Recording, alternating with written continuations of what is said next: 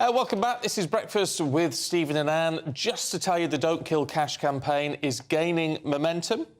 The petition now has more than 152,000 signatures. That's since Monday. And if you want to join, just, you can either go to gbnews.com/cash, or if you can't be bothered to type, there's a QR code on your screen right now. Just open your camera app on your phone and hold it up to that, and it'll take you to a web page. I'm being laughed at by Emma Burnell. I don't know why. It just strikes me as odd that the point of Don't Kill Cash is so that you can maintain your data, and then you go and use a QR code to get onto the website to sign up to it. It strikes me as slightly odd. Yeah, but how else do you do it? How else do you do it? We can't send letters to everybody. That's true. But actually, the point of Don't Kill Cash isn't just about, the idea that the more digital we go, the more we give away our data, although that is one aspect. I think it's just about the fact that we like to have post offices and banks in our high street, and there are things that you like to have cash for. But I'm a terrible hypocrite, because I really don't want to kill cash. I think it's really important that we don't do it, but I... Don't use cash. Yeah, no, I mean, I absolutely support the value of keeping as many different types of this as possible, but I can't remember the last time I went to a cash point. It's very hard to find cash points now. They're increasingly hard to find in London. Well, particularly in villages. This is actually a really serious point. There have been a lot of really good campaigns actually to try and get cash points into villages, because if you can't get to one in walking distance, there really are things that you're quite cut off from. I've got one really, really near to me in a village, and it's always incredibly popular. Yeah. It's caused... I think people drive for miles around, park their car outside it and use the cash machine a lot.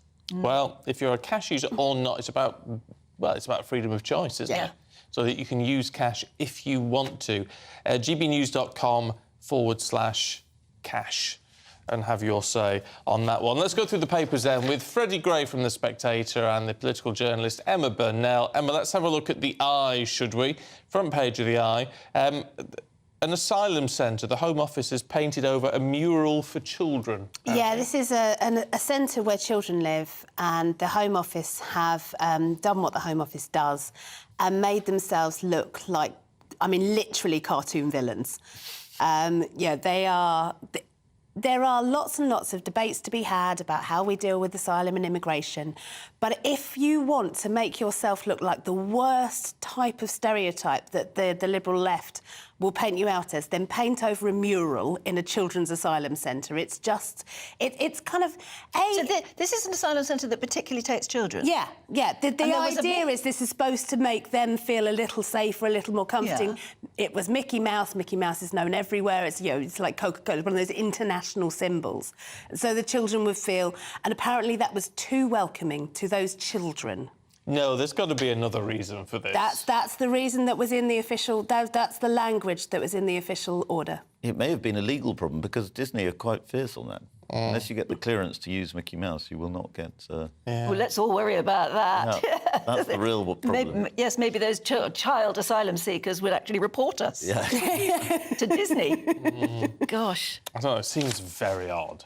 It seems very, very odd. It feels like grandstanding, and, as I say, there are debates to be had around the asylum and migration system, but if you want to look like the worst kind of stereotype of that end of the debate, this is the way to go about it. And I do wonder if it's just because it seems to have come directly from Robert Jenrick. And I think he was kind of seen as quite bland previously. His nickname was Robert Generic, which I know from listening to the Spectator podcast. Thank you, Freddie. And I think maybe he's trying to sort of push himself further into the kind of Suella Braverman, Priti Patel model of Home Office minister. Oh, I don't know. I think we could probably do with an answer or two on that one. I think we need to know more, don't we? Where are you? Cameras all over the shop. Hello, good evening.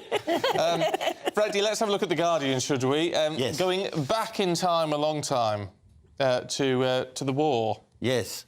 Well, so Patrick Winter, who's diplomatic editor of The Guardian, very, very good journalist, has this story, which is Germany failed to listen to warnings on Russia. And this is a story that has been a bit in the last couple of years, that Germany has sort of had a moment of reckoning with how it's behaved towards Russia in the last few years. It seemed very... I mean, Germany and France actually both seem to behave very strangely. Well, I think they were more willing to work with Putin than Britain were. And there's a new German foreign minister. What year are we talking about? We're talking about in the last 5 to 10 years. So the new foreign minister, Annalena Baerbock, has given this interview to Patrick Winter in which he said, we got it wrong.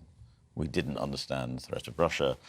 And we indulged in checkbook diplomacy, which I think speaks. So they just did deals that benefited them. They just did deals for energy, which I think is fair enough in foreign policy. But I think who was warning them? The West, America, and other Eastern European countries America, as well. NATO, Yeah, it seems very odd that, mind you. I mean, hindsight is a wonderful thing, isn't it? I mean, that's the. Well, a lot of the German government then went on and worked for Gazprom afterwards. It was obviously everyone was getting very rich, and it's obviously been a bit of a disaster because we now have a major land war in Europe. Yeah, we do. Let's. Should we change tack a little bit and go for a bit of wrinkly rock? Absolutely. This is in the Mirror, Emma. So the Mirror is kind of splashing on how many of the classic term ageing rock stars are still absolutely filling stadiums. Rod Stewart's playing, I think, tonight and tomorrow to giant audiences. Bruce Springsteen's playing this summer. Bruce doesn't look that wrinkly to be. He seems pretty good. He's 73, but you absolutely still would, wouldn't you? He's lovely looking. Yes, probably. Speak for yourself there, Emma. Elton, of course. Elton John, of course, absolutely. His tour, which he's still sort of embarking on, he's already sold £707 million worth of tickets. But I think it's wonderful. I think it's great. I mean, when he came out of retirement, I saw Leonard Cohen, and he was 70. Oh, but that was cheery. Everyone says this. It was very funny. And he actually opened. This is where he bounded on stage. And he said, last time I was in London 14 years ago, I was just a 60-year-old kid with a dream. Oh, it's nice. It's Ringo Starr's birthday today. Oh, happy birthday, Ringo. Guess how old he is? 82. 83. Oh, well, that wasn't bad Happy then. birthday, Ringo. That was a very good guess. That's not bad, was it? Oh, thank you very much indeed. I'm not just a pretty face. I would have gone for 70 or something. I would have been way. Would you? Oh, no, the Beatles are older than that. I always think about where my parents are and how old they probably were when they first started listening to the Beatles, so that's how I kind of get to somewhere close. Yeah. You always have to think Paul is definitely 80+. We know that, don't we? Actually, it ages them all. And they're all still going, and that's wonderful. I know. Good on them. Good on them. Freddie, since we last saw you, have you been downloading Threads onto your mobile device? I almost did it in the hour, but no, I haven't done it yet. I'm resisting Threads. But Threads are apparently... Twitter is apparently going to sue Threads. One of the senior executives, not Elon Musk, but a senior executive at Twitter has said it's a blatant rip-off, and we're considering legal action. Is it a blatant rip-off? Well, I don't know what. It's very similar. It is very similar. But how much of it is copyrighted or whatever you do, or patented? And that's what Mark Zuckerberg's done. He's always just seen what's working, imitated it, and it works Made it better for him. Yeah. Yes, often made it better. Yeah. You can't argue with that. But can I ask, as you're all Threads users, are the conversations happening? Oh, Or are you yes. just floating into the ether? No. So far, it is actually. I've only done, I think, 2 threads or whatever they call them, non-tweets.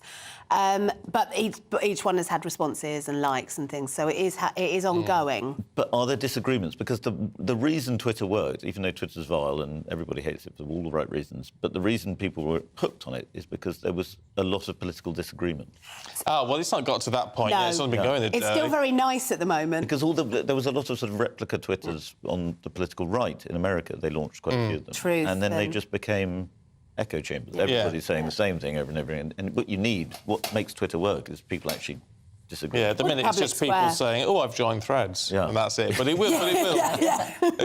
It will develop into something like that. What happened to Donald Trump's own social media platform? Truth Social still exists. It actually has quite a few users.